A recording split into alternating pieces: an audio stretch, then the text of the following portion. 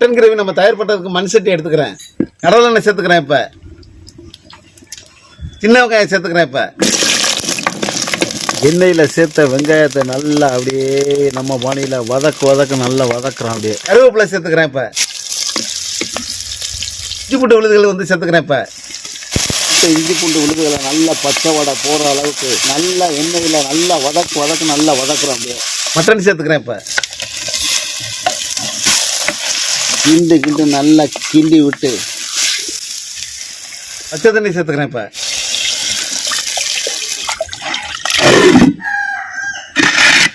கல் உப்பு சேர்த்துக்கிறேன். தயிர் வந்து சேர்த்துக்கிறேன். இப்போ